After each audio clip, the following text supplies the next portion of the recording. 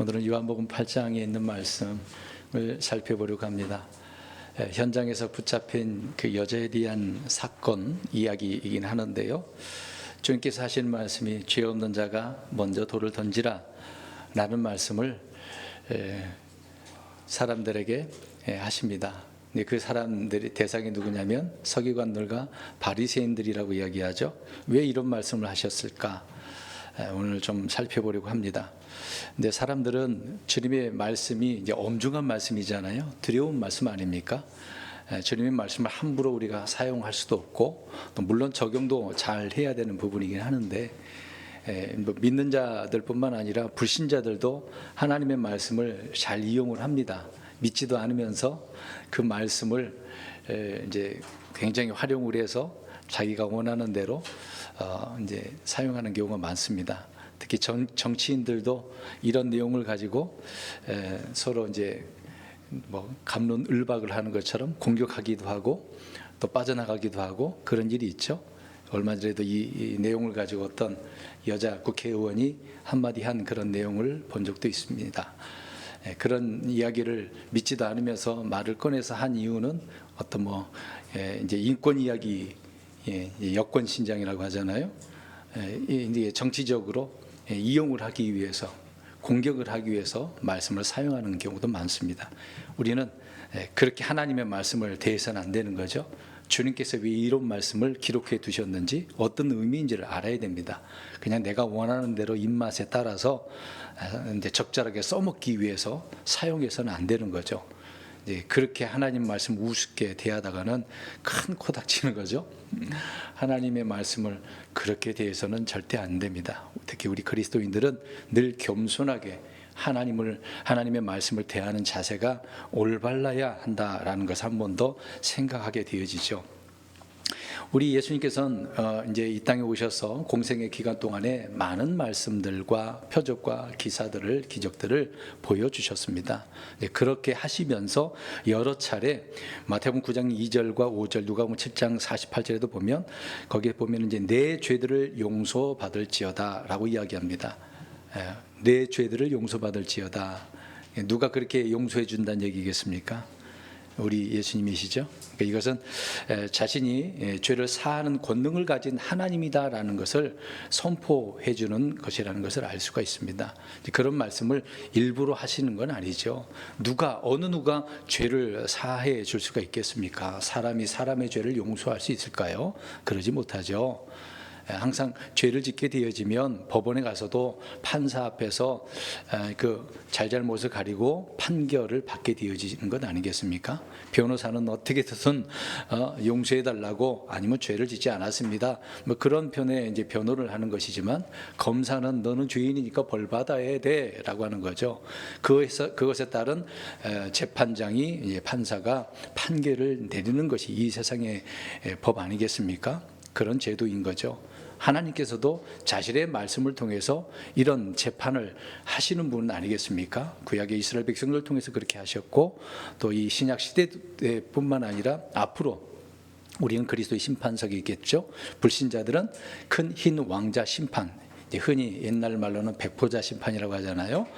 그곳에서 우리 예수님께서 그곳에 이제 왕자 심판석에 앉으셔서 심판하시는 그 사실을 앞으로 보게 될 것입니다.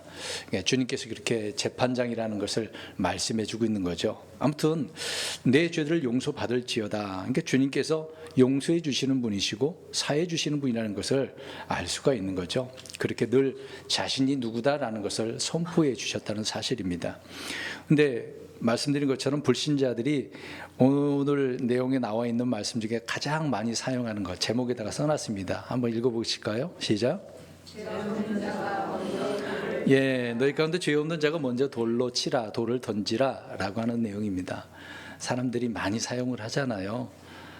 참 그 말씀을 어떻게 믿는 것도 아닌데 자기 정치적인 것을 이용하기 위해서, 자기를 변호하기 위해서 이런 말들을 많이 사용을 합니다. 근데 이 구절을 보면 우리가 아주 중요한 부분이긴 합니다만은 이 내용들을 잘 이해했으면 좋을 것 같아요.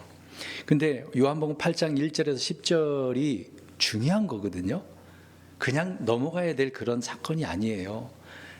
그들은 서기관과 바리새인들은 이 여자를 데려와서 자기들의 목적을 이루기 위한 것이겠습니다마는 성경은 이것을 왜 이렇게 기록을 해 놓았겠습니까? 이게 중요한 구절인데 이 사실을 현대 역본에서는 이걸 삭제시켜 버리려고 했습니다. 앞뒤 문맥을 잘라버리면은 주님께서 갑자기 나타나는 경우가 생기는 게 되는 것인데, 아무튼 이 내용을 딱 없애버리려고 했어요. 영국의 웨스트코트와 호르트라고 하는 사람이 이걸 빼버렸어요. 왜 빼버렸을까요? 오늘 앞에서 제가 강조한 내용이 있습니다. 왜 그랬겠어요? 죄를 주님께서 용서하시고 사하시고 제거하시는 분이라는 사실이라는 거거든요. 그 내용이 중요한 부분 아니겠습니까? 이제 이것이 안 믿어지니 어떻게 하겠어요? 없애버릴 수밖에 없죠. 왜 그러냐면 그들이 안 믿는 거니까. 자신이 사람들이 이 문제를 해결하려고 하니까 그러겠죠. 항상 주님을 믿지 않는 자들은 이런 식으로 말씀을 대하는 거죠. 자기 입맛에 따라 이용을 하게 되기 때문에. 그러니까 어쩔 수 없이 많은 사람들이 공격을 하니까 살그머니 집어넣어서 현대 역본에 이거를 기록을 해 놓았습니다. 킹제임스 성경은 정확하게 말씀하고자 하는 그 의미를 우리에게 말씀해 주고 있는 것인데, 아무튼 이렇게 중요한 구절인데 요한복음 8장을 보게 되어지면 율법의 정죄와 저주 이야기가 나오잖아요. 서기관과 이제 바리새인들이 예수님 앞에 나와서 모세가 율법에는 뭐라고 이야기되어 있다고 나와요? 금방 읽어놓고서도 대답을 못하시네. 돌을 던지라. 오늘 아까 많이 인용하는 구절 있잖아요. 모세가 이렇게 율법에 이렇게 해놨으니까 이 여자를 어떻게 해야 되겠습니까? 돌로 쳐서 죽여야 되잖아요. 근데 그런 내용이지만 우리 예수님께서는 구출해 주시는 이런 일을 하러 오셨다. 처음에 우리가 찬송가 129장 불렀잖아요. 주 하나님 큰 일을 행하셨다. 그 큰 일이 뭐겠어요? 말씀 한마디로 천지 창조를 하셨어요. 그거는 주님이 누구나 할 수 있는 건 아니지만 놀랍고 위대한 일이잖아요. 저 이스라엘 백성들을 이집트에서 데리고 나온 거 할 수 있는 일이겠습니까?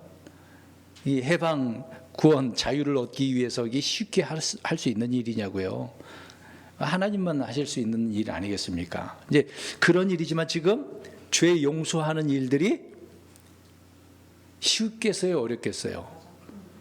어려운 일이면 이 어려운 일을 해결하신 분, 이 큰 일을 행하신 분이 우리 주님이라는 것을 지금 이야기해주고 있는 내용이 요한복음 8장이거든요. 그런 내용에 사실 입각해서 말씀을 살펴보아야 되는데 사람들은 그걸 싹 빼버리고 어떻게 한다고요?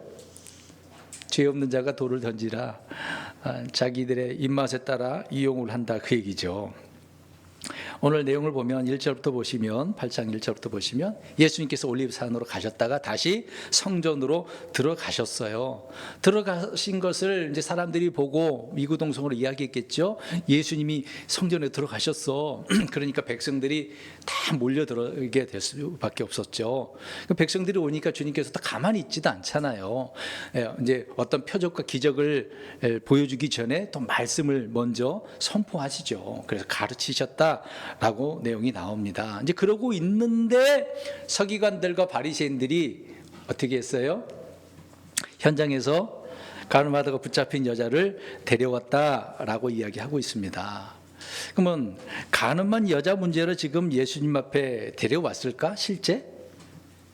내용을 보면은 우리는 지금 기록된 성경을 가지고 있으니까 그렇겠지만 그 당시에는 이제 여러 가지 시간 갭이 있겠지만 아무튼 우리가 성경 읽으면은 이 사람들은 가늠한 여자 문제로 데려온 게 아니었다는 얘기죠. 그 뒤에 나오잖아요. 예수님은 어떻게 하려고?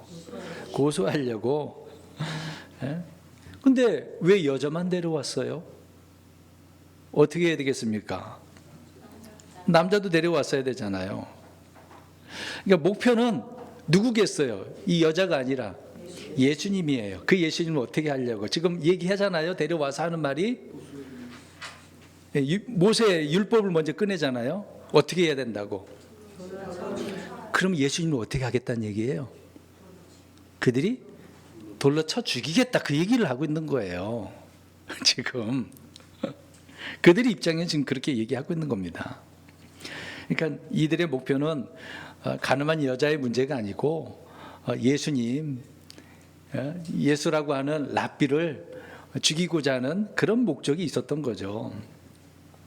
근데 죄인들을 붙잡았으면은 그냥 오면 안 되잖아요. 뭐가 있어야 돼요? 우리가 흔히 현대 법에서도 그렇잖아요. 누가 죄를 지었대, 저 사람이 나를 어떻게 뭐 나쁜 짓을 했대, 그러면 뭐가 필요해요? 고소하고자 하는 고소장, 뭐가 필요하잖아요. 그냥 말만 하면 안 되잖아요. 증거가 있어야죠. 증인이 있어야 되고 증거가 있어야 돼요. 성경에도 그런 부분이 나오거든요. 그러니까 죄인들을 이렇게 붙잡았다라고 한다면 그들의 율법이 있으니까 증인들하고 또 증거를 가지고 누구에게 가야 된다고 성경에 되어 있을까요? 재판관에. 우리 지금도 판사에게 가는 거잖아요. 법적 문제를 해결하려면 예수님 앞에 올 필요가 없는 문제였거든요. 우리 성경 잠깐 보겠습니다. 신명기 17장 9절과 신명기 19장 18절을 보십시오. 이미 율법에 기록을 해 놓았어요. 근데 그들이 지금 그래서 모세 율법을 운운하면서 예수님을 고소하려고 죽이려고 하는 그런 부분을 보는 거죠. 신명기 17장 9절 먼저 읽습니다. 17장 9절 시작. 레위 사람 제사장들과 그 당시의 재판관들, 그러면 그들이 재판의 판결을 내게 보여주리라. 자, 그 다음에 19장 18절 보십시오. 재판관에 가서 나가 물으라고 이야기하잖아요. 19장 18절, 신명기 19장 18절 시작. 재판관들은 부지런히 조사할지니 보라, 그 증인이 거짓 증인이며 자기 형제를 대적하려고 거짓으로 증언하였거든. 이제 그래서 재판관은 어떻게 해야 돼요? 이쪽 말 저쪽 말 다 들어봐야 되고 조사해야 돼요. 이게 진짜인지 가짜인지 거짓 증인인지 참 증인인지 증언인지 이걸 판결을 해야 올바른 판단을 할 수가 있는 겁니다. 그러니까 재판관도 중요한 역할을 해야 되는 거거든요.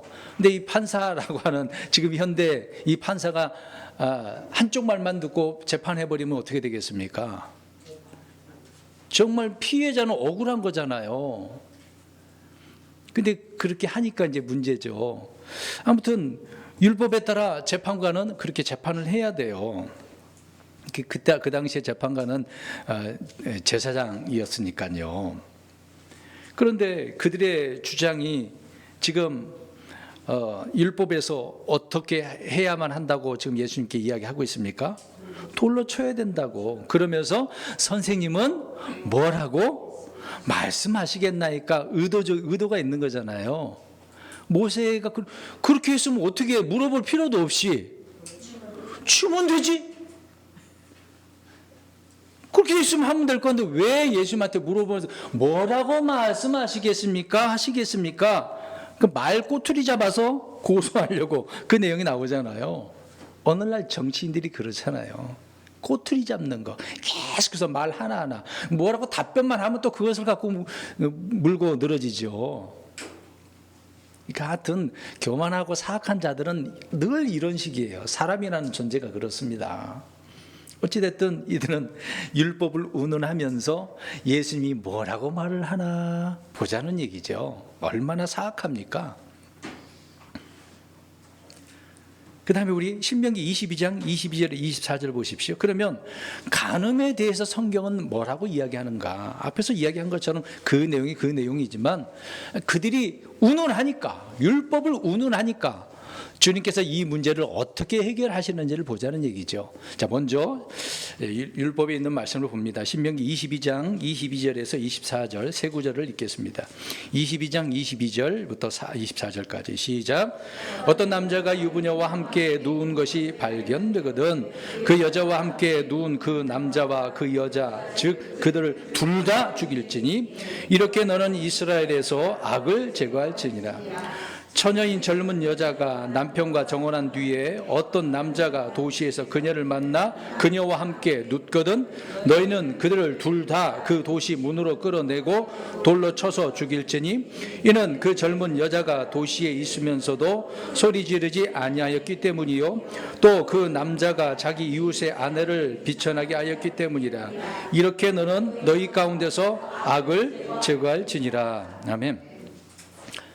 명백하죠. 둘 다 어떻게 해야 됩니까?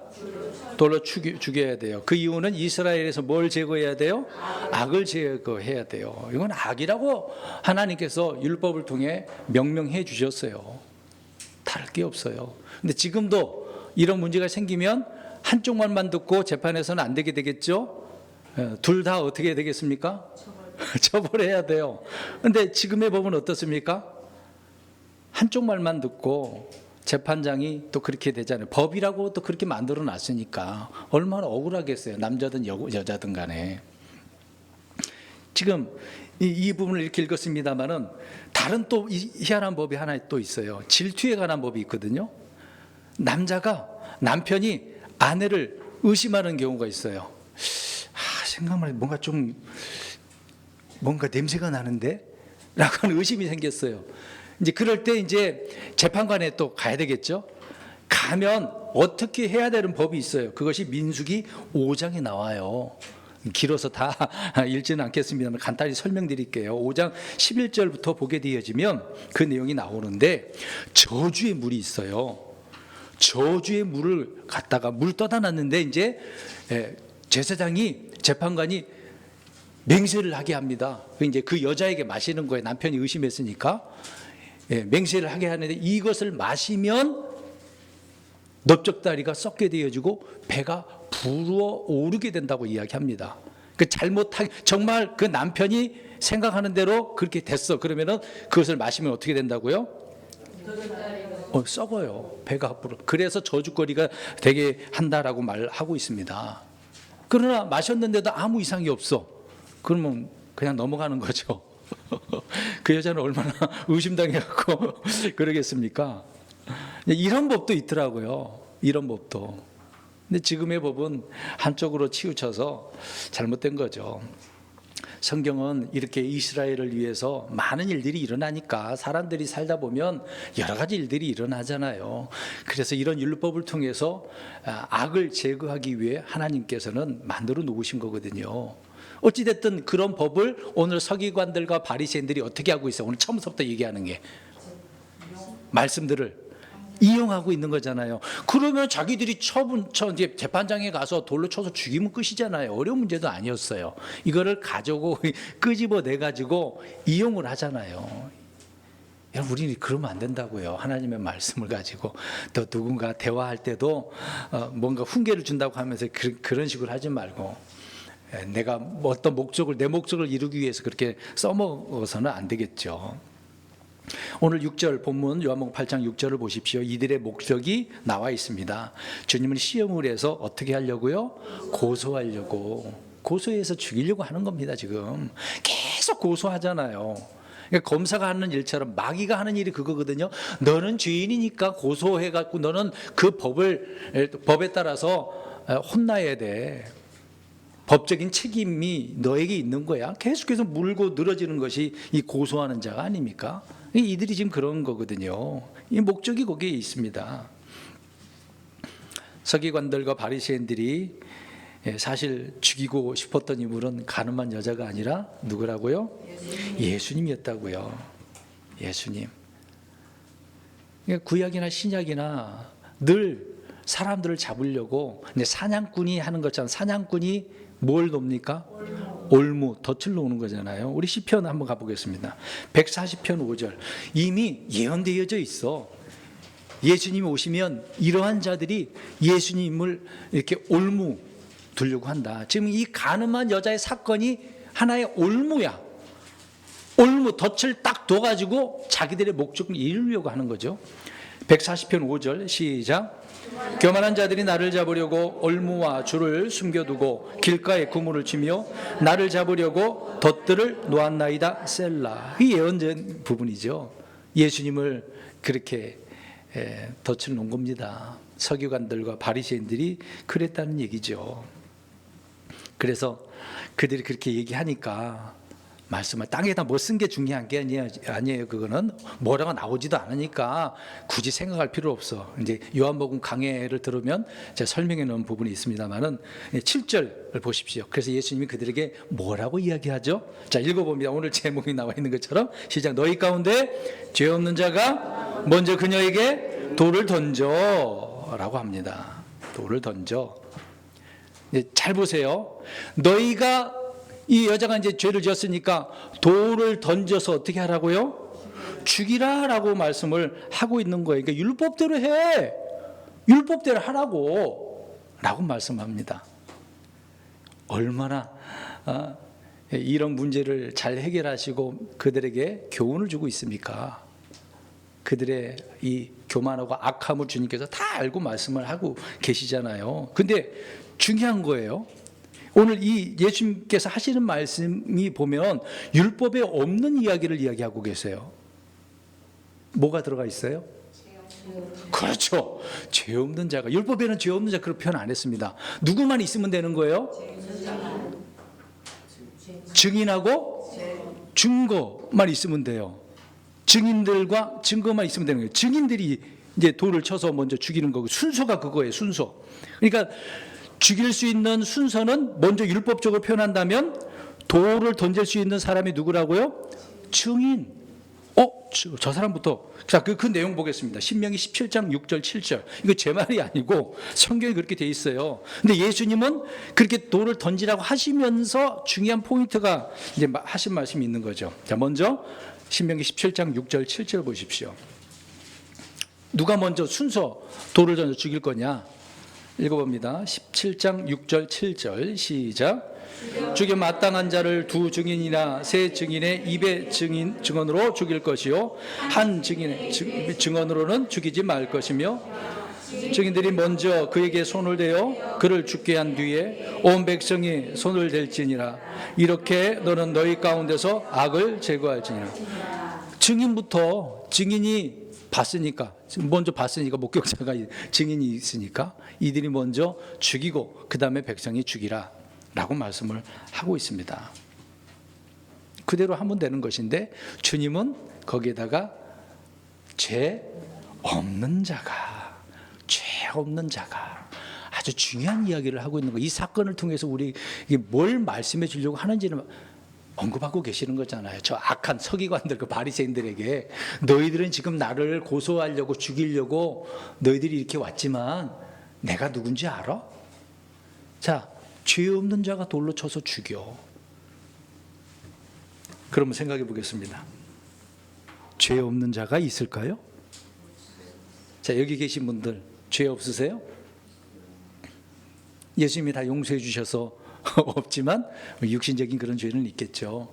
그런 것까지로 다 용서받아야 되는 부분이지만 죄 없는 자는 없어요. 의인은 없나니 하나도 없다고 그랬거든요. 예수님을 통해서 우리가 의롭게 된 거지 스스로 우리가 의롭게 되는 자는 아무도 없습니다. 없어요. 살아서 올라간 에녹도 마찬가지예요. 엘리야도 마찬가지. 사람은 하나님 앞에 다 죄인이거든요. 죄 없는 사람은 아무도 없거든요. 그러면 생각해 보세요. 그러면 너희 가운데 이제 그들 가운데서 예수님을 죽이려고 하는 거잖아요. 이 여자를 죽여야 되는 건데 그런 죽이려고 하는 마음과 생각과 의도 이런 것들이 없는 자가 돌을 던져야 되는 거잖아요. 그런데 그들이 예수님을 죽이려고 하는 의도가 있었으니까 이제 누가 살인자가 되는 겁니까? 그들이 살인자가 되는 거죠. 그들이 이제 죽어야 되는 사람들 아닙니까? 아무튼 그런 말씀을 하니 오늘 요한복음 8장 9절에 그들이 다 양심에 중요한 거예요. 주님의 말씀이 양심의 가책까지라도 찔림을 주는 말씀 아니겠습니까? 그래도 그들은 좀 가책을 느꼈네. 양심이 있었어요. 양심이 없으면 우리는 흔히 어떤 사람이라고 하죠? 어떤 사람? 화인 맞은 자, 짐승이라고 또 이야기하죠. 자, 옆 사람 쳐다보고 양심 있습니까? 양심 있으세요? 예. 그래도 이 서기관들과 바리새인들은 양심의 가책이 있었네요. 오히려 예수 그리스도의 말씀으로 현장에서 잡힌 가늠한 여인 앞에서 이들은 현장에서 그 말씀을 통해 붙잡힌 살인자였던 거죠. 어떻게 보면 이들은 살인자들이었습니다. 그래서 가책을 받아서 그 자리를 어떻게 합니까? 떠나가죠.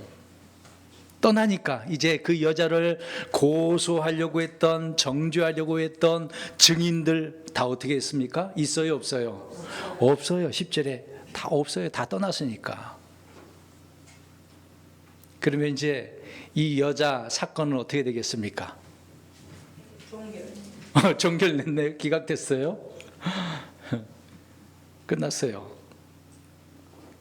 그러면 질문을 던집니다. 그러면 이 여인의 죄는 있을까요? 없을까요? 있어요. 그렇죠. 여전히 죄인이거든요. 율법대로라고 한다면 돌에 맞아 죽어야 돼요. 남자도 마찬가지로. 이것을 가지고 뭐 인권 이야기? 우습죠. 내용도 모르고 이 구절을 인용을 해가지고 이 여인에 대해서 인권을 운운한다는 자체가 놀랍지 않습니까? 여러분 생각해 보세요. 이 여자는 여전히 죄인입니다. 그런데 주님은 이 여자에게 무죄를 지금 선고하신 걸까요? 사실상? 그런 건 아니거든요. 앞에서 처음부터 강조하는 것이 뭐예요? 우리 예수님이 어떤 분이라고? 죄를 용서하시고 사하시는 분이라고. 근데 지금 이 여자에게 너 이 고소자리 다 없어졌으니까 너 내 죄 용서 받은 거야. 꼭 그렇게 말씀하는 건 아니잖아요. 물론 우리 주님이 어떤 분인 것을 이 사건을 통해서 말씀해 주고 있는 것이지만, 그래서 이 여자에게 11절에 뭐라고 이야기하고 있습니까? 나도 너를 정죄하지 않겠다. 정죄하지 않겠다. 그러니까 가서 어떻게 하라는 거예요? 회개하라는 얘기잖아요. 더 이상 죄를 짓지 말고. 이 여자가 예수님께 주여라고 했습니다. 주여. 그러면 생각해 보겠습니다. 예수 그리스도를 나의 구주로 받아들인 사람, 주님의 이름을 부르는 사람, 그러면 그리스도 안에서 정죄함이 있을까요? 없을까요? 없어요. 로마서 8장 1절에 그렇게 말씀을 하고 있습니다. 사도 바울이 그리스도 예수 안에서는 정죄함이 없나니라고 말하고 있는 거죠. 이 사건을 통해서 야, 내 안에 있으면 정죄를 할 수가 없어. 고소할 것도 없어. 왜요? 예수님이 어떻게 하시는 분이니까. 다 사하시고 없애버리시는 분이시니까. 우리 갈라디아서 3장 13절 읽겠습니다. 그리고 4장 5절, 두 구절 읽겠습니다. 우리 주님은 이런 분이세요. 오늘 주의 만찬이 있습니다. 만찬을 할 때 이런 우리 주님을 알고 만찬에 참여하면 은혜와 감동이 되는 거죠. 내게 얼마나 은혜가 되겠습니까? 갈라디아서 3장 13절 시작. 그리스도께서 우리를 위해 저주가 되사 율법의 저주에서 우리를 구속하셨으니 이는 나무에 달리는 모든 자는 저주받았느니라 하고 기록되었기 때문이라. 4장 5절 있습니다. 4장 5절 시작. 이것은 율법 아래에 있는 자들을 구속하시고 우리가 아들로 입양을 받게 하려 하심이라. 아멘. 우리를 구출하셨어요. 구속하셨어요. 심지어 아들로 입양까지 됐어요. 여기 계신 분들 다 하나님의 아들들이에요. 입양된 자들이란 말입니다. 우리 주님은 그런 분이라냐. 이런 주님을 우리가 믿고 감사해서 살아가고 있는 거죠. 예수님은 우리를 위해서 저주가 되셨다고 분명히 13절에 말씀을 하고 있습니다. 오늘 11절에 그래서 그 여인에게 주님은 가서 다시는 죄를 짓지 마. 회개하면서 살라고 한 거죠. 나는 이런 자인데 너 본인을 위해서 지금 내가 말을 하는 거야. 가서 다시는 죄를 짓지 마. 그러니까 이런 간음을 하지 말라는 얘기잖아요. 올바르게 살라고 이야기하시고 있는 것 아니겠습니까? 그러면 주님의 이런 구속의 은혜를 입은 사람은 어떻게 해야 되겠습니까? 더 이상 죄를 지워서는 안 되죠. 지금 우리가 그렇지 않습니까? 내 모든 죄를 용서해 주셨는데 아직 육신이 구속받지 못했다고 마음대로 살아버리면 안 되잖아요. 물론 우리가 실수할 수 있고 죄를 지을 수 있습니다. 연약한 육신 때문에. 그럴 때마다 늘 요한 1서에 말하고 있는 것처럼 어떻게 해야 됩니까? 자백을 해야죠. 고백을 해 용서받아야죠. 그래야 상을 받지 않겠습니까? 그러면 우리는 어떻게 살아야 되겠습니까? 로마서 8장 1절 2절 아까 말씀드린 것처럼 성령을 따라 살아야 된대요. 그래서 우리 육체를 따라 사는 게 아니라 성령을 따라 성령의 열매를 맺고 그렇게 살아가야 되는 거죠. 베드로전서 4장 2절에는 하나님의 뜻대로, 우리 이 구절을 좀 읽어봤으면 좋겠어요. 베드로전서 4장 2절 4장 2절 읽겠습니다. 시작. 그러므로 그는 육체 안에 거할 자기의 남은 때를 더 이상 사람들의 정욕을 따라 살지 아니하고 하나님의 뜻을 따라 살아야 하리라. 아멘. 성령님을 따라서 또 하나님의 뜻대로 살라고 말씀을 하고 있습니다. 오늘날 그리스도인들이 이렇게 살아가야 돼요. 그런데 예전에도 말씀드린 부분이지만 그럼 이 사건이 지금 엄청난 중요한 사건이긴 하거든요. 근데 이 사건에만 우리가 국한돼서는 안 돼요. 사건에만 머물러서는 안 되거든요. 그러면 주님께서 살아 계실 때 많은 일들을 하셨거든요. 이런 여자에게도 자신이 누군가를 말씀하셨고 처음에 얘기한 것처럼 죄들을 내가 용서하겠다, 사함을 받으라, 이제 그런 말씀들을 하신 분이 우리 주님 아니겠습니까? 주님께서 많은 일들을 하셨어요. 근데 왜 그런 일을 하셨겠어요? 살아서 하신 일은 너무도 많은데, 그러면 죽어서 하신 일들은 어떻습니까? 살아서 하신 일보다 죽어서 하신 일, 어떤 일이 더 많았을까요? 잘 모르세요? 죽으신 후에 하신 일들이 너무도 많아요. 그러니까 주님의 죽으심이 놀라운 사건이거든요. 우습게 생각해서는 안 돼요. 근데 사람들은 이 땅에 주님 오셔서 가난한 자, 헐벗은 자, 그런 사람 함께 하니까, 이웃과 함께 하고 거지들과 함께 하니까 그것만 보잖아요. 살아계실 때 한 거는 일부분이에요. 그건 하나의 샘플로 보여준 거거든요. 모형이에요, 모형. 주께서 죽고 난 그 이후에 하신 일들은 오히려, 자 보세요, 그 자리에서 용서해 주는 거, 사해 주는 거, 그게 문제가 아니에요. 요한복음에 말씀하고 있어요. 하나님의 어린 양이 죄를 어떻게 하러 간다고 그랬어요? 잊어버리셨어요? 제거. 그러니까 살아 계실 때는 용서하는 부분이 되겠지만 죽고 난 뒤로는 아예 죄를 제거해 버린다니까. 이게 다른 거예요. 그래서 죽고 난 이후에 하신 일이 더 놀라운 거예요. 그래서 우리가 아까 129장 부를 때 주 하나님 큰 일을 행하셨네, 눈에 보여지는 일이 문제가 아니라 내 죄들을 아예 제거해 버렸다는 사실, 이게 더 놀라운 일이에요. 이걸 알고 찬송하면 얼마나 기쁘겠습니까? 은혜가 되고 감동이 되는 거잖아요. 만찬을 우리가 행할 때 정말 눈물, 콧물 흘릴 수밖에 없겠죠. 은혜가 넘쳐서. 주님은 죽으심으로 마귀가 한 일을 다 멸하셨다고 이야기하고 있습니다. 앞으로 마귀는 집행만 남았어요. 이미 선고는 끝났어. 주님이 오셔서 불어서에 넣으면 끝나는 거예요. 그게 이제 좀 기간이 남아있긴 합니다만은 이미 선고는 끝났어요. 집행만 남았습니다. 말씀드린 것처럼 주님은 살아서 많은 일들을, 죄를 용서하신 부분이지만 죽고 나서는 제거하신 그런 주님이시다. 그렇다고 무조건적으로 어떤 사람의 죄를 값없이 무조건적으로 용서해 줬다고요? 그런 죄에 대한 관용은 아니거든요. 용서 받으려면 어떻게 해야 돼요? 회개하고 예수님 믿어야죠. 아까도 얘기한 것처럼 그리스도 안에 있어야 돼요. 이 여자가 지금 주여라고 불렀잖아요. 그 이후에 이 여자에 대한 부분을 어떻게 자세한 내용은 안 나오지만 주님 안에 있으면 되는 거거든요. 결코 어려운 일은 아닙니다. 올바른 선택을 할 수 있어야 되는 거죠. 주님은 죽음을 통해서 이런 일들을 하셨습니다. 결론적으로 오늘 말씀을 통해 저와 여러분들은 우리 예수님이 누구신지를 알고 있어야 돼요. 정치인들이, 불신자들이 이런 말씀을 이용하면 너 그 말이 무슨 뜻인지 알아? 알려줘야죠. 물어보면서. 마음대로 써먹지 마. 오늘 서기관들과 바리새인들처럼 써먹지 마. 얘기해줘야죠. 알고 있어야 돼요. 우리 주님이 죄를 용서하신 것뿐만 아니라 아예 제거하신 분이라는 사실. 주님 안에서 모든 죄가 제거가 되니까. 이런 일을 누가 하셨어요?